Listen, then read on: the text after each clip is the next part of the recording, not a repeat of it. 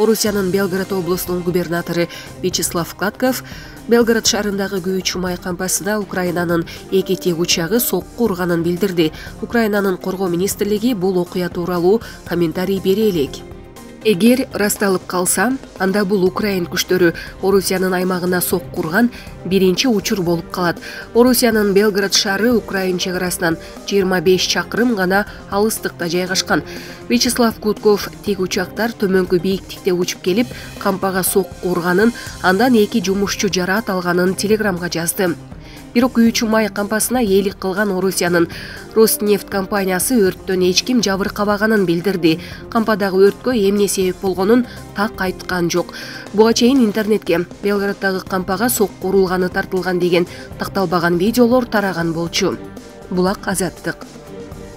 Россия азык-түлүктү дос өлкөлөргө гана жеткирерин Россиянын Коопсуздук кеңешинин төрагасынын орун басары Дмитрий Медведев өзүнүн телеграм каналына жазды.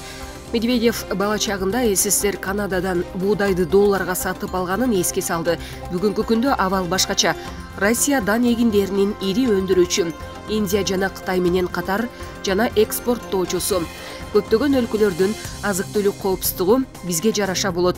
Көрсө азык-түлүк биздин үнсүз куралыбыз экен. Белгилей кетсек, өткөн жылы айыл чарба продукциясынын экспорту 37 миллиард доллардан ашкан, деди Медведев. Батыш өлкөлөрү киргизген жалпы санкцияларды эске алуу менен ал Россиянын азык-түлүк коопсуздугуна байланыштуу бир нече маанилүү пунктуларды белгиледи. Россиянын азык-түлүгү ички керектөөбүздү толук канааттандырууга жетиштүү. Азык-түлүк менен камсыздоодо Россиянын ички рыногуна артыкчылык берилет. Биз тамак ашты дос өлкөлөргө гана жеткиребиз. Бактыга жараша бизде дос көп. Рубльга да, алардын улуттук валютасына да сатабыз. Душмандарга азык-түлүк жана айыл чарба продуктыларын бербейбиз. Өзүбүз дагы алардан эч нерсе сатып албайбыз. Эртең мененки тамакты өзүбүз жейбиз. Балким түшкү тамакты достор менен бөлүшөрбүз. Бирок кечки тамакты душманга бербейбиз, деди Медведев. Эске салсак, Кыргызстан Россиядан буудай, өсүмдүк майы жана кумшекер сыяктуу бир катар маанилүү азыктарды сатып алат.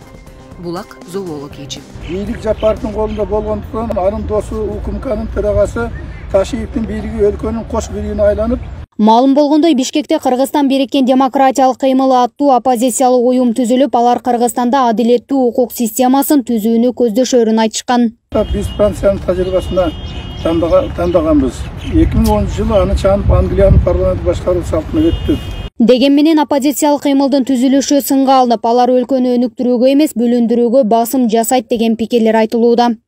Оппозициядагы эсине келиш керек, акыл эсине. Алар дагы илимдүү, билимдүү болуп, мындай маданияттуу, конструктивдүү жагына оош керек. А бизде кандай болуп атат? Мына бизде аша чапкандык болуп атат да. Мисалы үчүн демократия деселе, бизде пикет митинг болот да. Адам укугу деселе, музейге жалаңаш аял чыгарабыз. Мына ушундай аша чапкан болбош керек да. Бул жерде бардыгы мыйзамдын негизинде акыл эс менен ардан бери болушубуз керек. Аларды вообще мен түшүнбөйм. Аларды эч ким эл колдобогондон кийин зачем алар деген уюм түшүп, эптеп Кыргызстанга мишат этип иштеп аткан кишилерге мишат этип, НПОшникпиз деп эле ана бут тозуп эле Кыргызстанга ана баягы эле акчанын айынан эле эрчиме болгон бул туура эмес деп ойлойм. Ар бир кишинин өзүнүн ою болуш керек. Мен кыргызмынбы?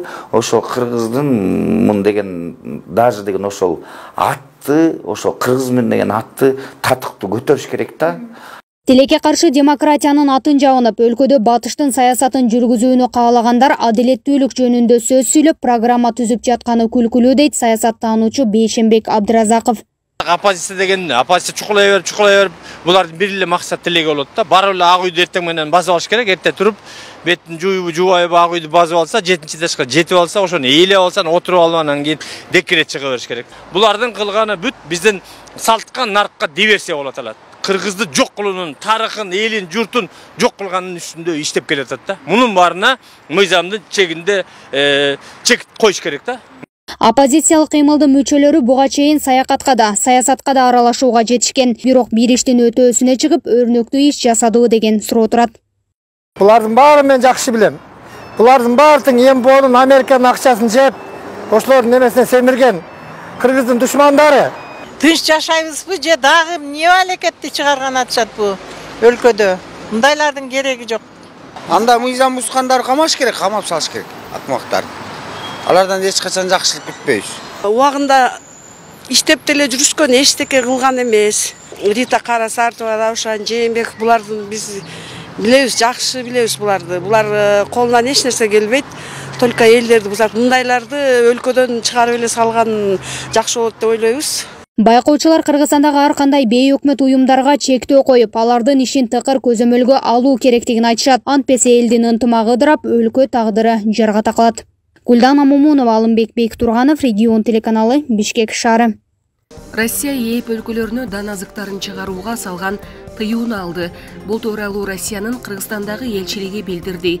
Россия өкмөтүнүн токтомуна ылайык буудай, кара буудай, арпа жана жүгөрүнү экспорттоого уруксат берилди. Дан азыктарын ээп мамлекеттерине чыгаруу үчүн Россиянын айыл чарба министрлигинин уруксатын алуу зарыл. Эскерте кетсек, убактылуу тыюу тууралуу 11 мартта белгилүү болгон. Андан соң Кыргызстандын экономика министрлиги Россия өлкөгө дан азыктарын сатып алууга квота бөлөрүн айткан. Булак Спутник KG.